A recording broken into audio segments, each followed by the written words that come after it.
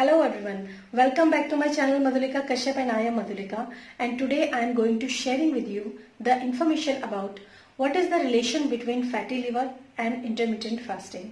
किस तरीके से हम फैटी लिवर को इंटरमीडिएट फास्टिंग से रिवर्स कर सकते हैं, उसको ठीक कर सकते हैं, उसके क्या क्या फायदे हैं, आज मैं उसके बारे में आपसे बात करूंगी क्योंकि ये बात मैं अच्छी तरह से जानती हूँ और अपने वीडियो के माध्यम से मैं आपको भी बताना चाहूंगी कि जो फैटी लिवर होता है उसकी जो प्रॉब्लम्स के लिए जब हम डॉक्टर से मेडिकेशन लेते हैं तो मेडिकेशन से कई ज्यादा इफेक्टिव होता है आपकी जो ये रेमेडी होती है फास्टिंग की, इसको रिवर्स करने में ये काफी हेल्पफुल होती है। तो इसके बारे में आज हम थोड़ा सा बात करेंगे। सबसे पहली बात करते हैं कि फैटी लिवर एक्चुअली होता क्या है। फैटी लिवर से हम ऐसे जान सकते हैं कि अगर हम देखते हैं कि हमारे पॉट बेली निकली हुई है, if you have a pot Bailey and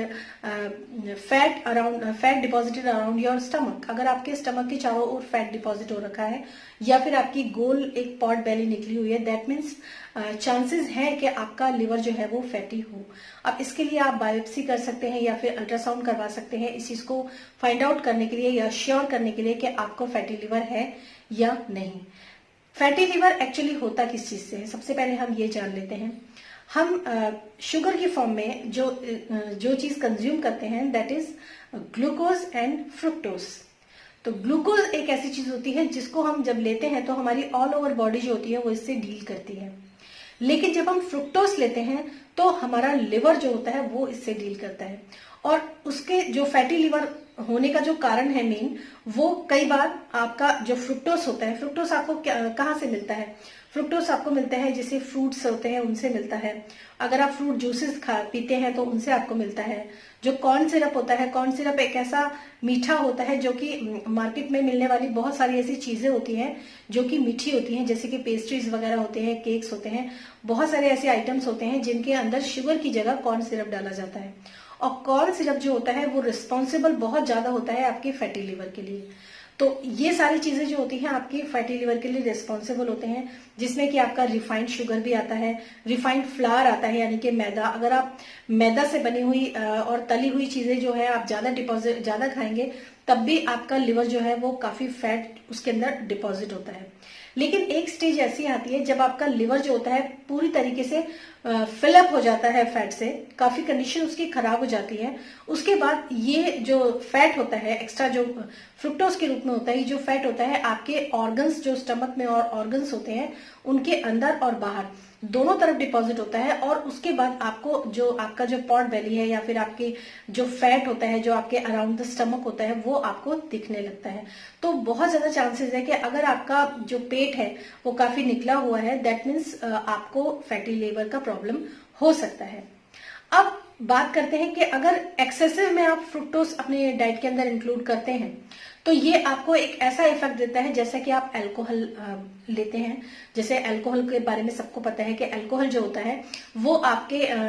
liver के लिए ठीक नहीं होता। उसी तरीके से वैसे इसमें जो अगर मैं बात ऐड करती हूँ तो वो ये कि अल्कोहल, जब आप अल्कोहल लेते हैं तो आपके जो लिवर होता है जिसके बहुत सारे फंक्शन होते हैं, ये तो आपको पता ही होगा ना। ऐसा नहीं है कि केवल खाना ही डाइजेस्ट करता है, ऐसा ही नहीं है कि केवल वो फिल्ट्रेशन का ही काम करता है, बहुत सारे ऐसे फंक्शंस होते हैं जो लिवर करता है। लेकिन जब आप अल्कोहलिक हो जाते हैं, जब आप अल्कोहल लेते हैं तो उस समय पे जब आपको काफी नशा होता है, आप उस कंडीशन के अंदर होते हैं, तो कई घंटे तक जब तक आप उस कंडीशन के अंदर रहते हैं तब तक आपका लिवर जो होता है सिर्फ उस अल्कोहल से डील करता है और बाकी के जितने भी फंक्शंस वो कर रहा होता है उन सबको स्टॉप कर देता है। तो कभी अगर आप अल्कोहल लेते हैं तो ये एक अलग बात है, पर अगर आप डेली बेसिस पे अगर आप अल्कोहल लेते हैं तो आपको लिवर का प्रॉब्लम होना, ये आप सबको मालूम है कि लिवर की प्रॉब्लम जो है वो खड़ी हो जाती है। इसके बाद हम बात करेंगे फास्टिंग के बारे में। तो अगर मैं फास्टिंग के बारे में बात करती हूँ, जैसे मैं इंटरमीडिएट फास्टिंग आजकल काफी पॉपुलर है। खाली इंटरमीडिएट फास्टिंग जो होती है वो फैट को रिड्यूस करने के लिए ही नहीं बल्कि और भी बहुत सारे तरीकों से की जाती है, बहुत सारे रिजल्ट को अचीव करने के लिए। जैसे आपको बॉडी फैट, अगर आपको अपने बॉडी फैट को रिड्यूस करना है तो उसके लिए इंटरमीडिएट फास्टिंग का थोड़ा सा प्रोसेस अलग होता है। अगर आपको हार्मोनल इम्बैलेंस है, जैसे कि आपको थायराइड का प्रॉब्लम है, पीसीओडी का प्रॉब्लम है, इस तरह की कोई भी हार्मोनल इश्यूज है जिसके कारण आपकी बॉडी में काफी फैट डिपॉजिट हो चुका है और उसको रिड्यूस आपको करना है, तो उसका प्रोसेस थोड़ा सा अलग होता है। अगर आपको अपनी बॉडी के अंदर एंटी एजिंग का जो प्रोसेस है उसको स्टार्ट करना है, उसके लिए उसका जो प्रोसेस होता है वो थोड़ा सा डिफरेंट होता है। एंड अलग आपको अगर अपनी बॉडी के अंदर से जो आपकी डिजीज है, जो कोई बीमारी आपकी बॉडी के अंदर है, जैसे कि आपने सुना होगा ऑटोफेजी के बारे में सुना होगा, इंटरमिटेंट फास्टिंग के बारे में सुना होगा, तो उसमें आपको ये भी पता होगा कि ये आपकी हेल्थ के ऊपर बहुत अच्छा रिजल्ट देता है, आपकी हेल्थ को प्रमोट करता है, आपको बहुत सारी बीमारियों से दूर रखता है जब आप इंटरमिटेंट फास्टिंग करते हैं। तो अगर आप इंटरमिटेंट फास्टिंग के ऊपर बात करें तो हम इसके लिए और अलग से वीडियोस बनाएंगे कि उसमें कौन कौन से ऐसे तरीके हैं जो आप अलग अलग प्रोसेस से अलग अलग चीजों को डील कर सकते हैं। बट अभी हम बात करते हैं सिर्फ फैटी लिवर के बारे में। तो फैटी लिवर से डील करने का एक बहुत अच्छा तरीका है कि हमें इस प्रोसेस को रिवर्स कर देना चाहिए। यानी कि अगर हम फास्टिंग करते हैं तो ये प्रोसेस जो होता है, यानी कि डिपॉजिटिंग का जो प्रोसेस होता है, यानी कि फैट के डिपॉजिटिंग का जो प्रोसेस होता है वो रिवर्स हो जाता है और वो उल्टा होने लग जाता है हमारी फास्टिंग के थ्रू। अब मैं आपको बताती हूँ कैसे।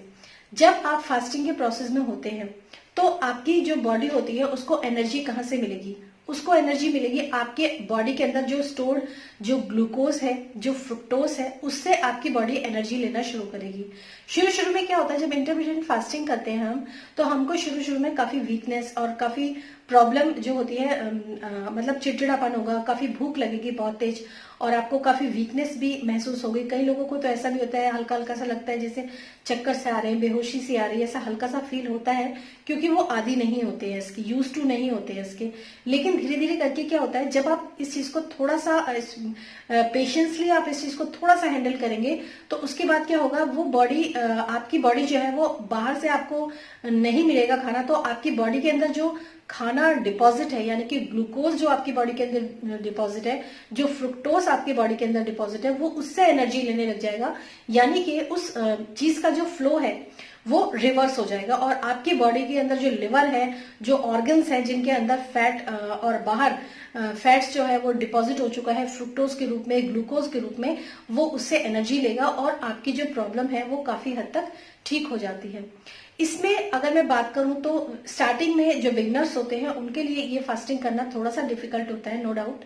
तो इसके लिए मैं एक अलग से वीडियो बनाऊंगी कि बिगनर्स को क्या करना चाहिए। लेकिन अगर लोग जो फास्टिंग कर सकते हैं उनके लिए 20 से 22 घंटे तक की अगर वो फास्टिंग किसी भी सूरत में कर सकें, और इस फास्टिंग के अंदर अलाउड होता है आपके लिए पानी, ग्रीन कॉफी और ग्रीन टी, या फिर ब्लैक कॉफी, ब्लैक टी, किसी भी तरह की ग्रीन पत्तियों का जूस जो आप ले सकते हैं। इसमें आप सॉल्ट तो ऐड थोड़ा बहुत कर सकते हैं, लेकिन आप इसके अंदर शुगर किसी भी तरह की ऐड नहीं करेंगे, किसी भी तरह का मिल्क आप ऐड नहीं करेंगे। यानी कि आप जो भी कुछ इस टाइम पीरियड में, इस फास्टिंग के अंदर आप जो भी कुछ कंज्यूम कर रहे हैं उसकी जो कैलोरीज होती है वो 20 से लो होनी चाहिए, तो आप इस इंटरमीडिएट फास्टिंग के अंदर माने जाते हैं। तो अगर आपको ऐसी बहुत ज्यादा मेजर प्रॉब्लम है या इस तरह की कोई समस्या है तो आप फास्टिंग को प्रमोट कीजिए अपनी लाइफ के अंदर, फास्टिंग को आप करना शुरू कीजिए। ये दवाइयों से ज्यादा इफेक्टिव होता है। मैं ये नहीं कहूंगी कि आप दवाइयां मत खाइए, लेकिन इस प्रोसेस को ये बहुत अच्छी तरीके से ठीक करने में मदद करता है। दूसरी बात, अगर आप इसी प्रोसेस को और भी अच्छे से स्पीड अप करना चाहते हैं अपने इंटरमिटेंट फास्टिंग के दौरान, अगर आप चाहते हैं कि ये प्रोसेस और भी स्पीडली वर्क करे, यानी कि आपका जो डिपॉजिटिंग है वो उल्टा बाहर निकलने लग जाए जो फैट्स होते हैं, तो उसके लिए बहुत अच्छा होता है बी वाइटामिन होते हैं, एक्सरसाइज होती है। अगर आप उस दौरान, फास्टिंग के दौरान अगर आप एक्सरसाइज करते हैं तो ये प्रोसेस और भी स्पीडली काम करता है। उसके साथ अगर आप बी वाइटामिन लेते हैं तो ये काफी हेल्पफुल होता है, और जो बाइल सॉल्ट होते हैं वो भी इस दौरान काफी हेल्पफुल होता है। तो उम्मीद है आपको जो मेरी ये बात है समझ में आई होगी कि जब हम किसी भी चीज का इंटेक करते हैं बहुत ज्यादा एक्सेसिव में, यानी कि हम कॉर्न सिरप ले रहे हैं, मीठा बहुत ज्यादा खा रहे हैं, या फिर हम हर वक्त जो है जैसे आजकल घर में लोग बैठे हैं तो ज्यादातर मीठा या फिर कार्बोहाइड्रेट्स इन्हीं के ऊपर बहुत ज्यादा डिपेंडेंट है इस वक्त। तो अगर हम इस समय की भी बात करें या जनरल की भी बात करें तो जो लोग अपनी डेली लाइफ के अंदर शुगर और कार्बोहाइड्रेट इन दोनों चीजों पे बहुत ज्यादा डिपेंडेंट होते हैं, या फिर तीनों टाइम जो है वो रोटी या कार्बोहाइड्रेट्स खाते हैं और उसके अलावा आप कुछ भी नहीं और कंज्यूम करते हैं, ज्यादा दालें नहीं खा रहे हैं, आप दालों में भी काफी होता है कार्ब्स, आप वेजिटेबल्स जो है वो नहीं ज्यादा ले रहे हैं, तो इसका इफेक्ट जो होता है आपकी बॉडी पर पड़ेगा और ज्यादा तब पड़ेगा जब आप बिल्कुल भी कोई वर्कआउट नहीं करते हैं। तो उम्मीद है आपको ये मेरी जो जानकारी है ये समझ में आई होगी कि हम जो डिपॉजिटिंग है फैट के अंदर, जो फैटी लिवर जब आपका हो जाता है तो उसको हम रिवर्स करने के लिए हम उसके जो फैट्स है उसको अपनी बॉडी के अंदर खींचे, ताकि हमारी बॉडी जो है उसको एनर्जी के रूप में कन्वर्ट करके यूज करे और हमारी बॉडी के अंदर जो एक्स्ट्रा डिपॉजिट ग्लूकोज और फ्रुक्टोज है वो बाहर निकल सके और उससे हम फ्री हो सकें और उसके बाद हम एक अच्छी लाइफस्टाइल को अपने लाइफ के अंदर फॉलो कर सकें। वैसे भी अगर मैं बात करूं तो हफ्ते में 2 या 3 दिन या 1 दिन भी अगर आप नॉर्मल फास्ट करते हैं या फिर आप इंटरमीडिएट फास्टिंग भी करते हैं, यानी कि आप जल्दी खाना शाम को खा लेते हैं और फिर ब्रेकफास्ट को अगर आप स्किप करते हैं, अब आपका जो विंडो है वो 16 आवर्स का होना ही चाहिए। तो इतना अगर आप करते हैं तो स्टार्टिंग में तो इससे आपको काफी हेल्प मिलती है। बहुत सारी ऐसी प्रॉब्लम्स होती हैं जो ठीक होने लगती हैं, आपके बॉडी के अंदर बहुत सारे इश्यूज होते हैं जो सॉल्व होने लगते हैं, आपका जो वेट होता है वो रिड्यूस होने लगता है, आपका जो स्टमक होता है वो भी फ्लैट होने लगता है और ऐसी बहुत सारी चीजों में इंटरमीडिएट फास्टिंग यूजफुल होती है। तो आगे आने वाले टाइम पे मैं ऐसे कुछ वीडियोस आप लोगों के लिए इंटरमीडिएट फास्टिंग के लेकर आऊंगी, जिससे आपको काफी अच्छी जानकारी मिलेगी और हेल्पफुल होंगे आपके लिए, जिससे में आपको पता चलेगा कि जैसे अगर आपको थायराइड का प्रॉब्लम है और आपके अंदर हाइपोथायराइड में आपको बहुत ज्यादा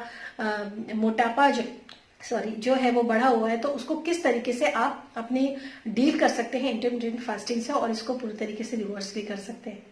फिर मिलूंगी मैं नेक्स्ट वीडियो में। अगर वीडियो पसंद आया है तो प्लीज इस वीडियो को लाइक कीजिए, शेयर कीजिए और सब्सक्राइब कीजिए मेरे इस चैनल को। तब तक के लिए बाय बाय।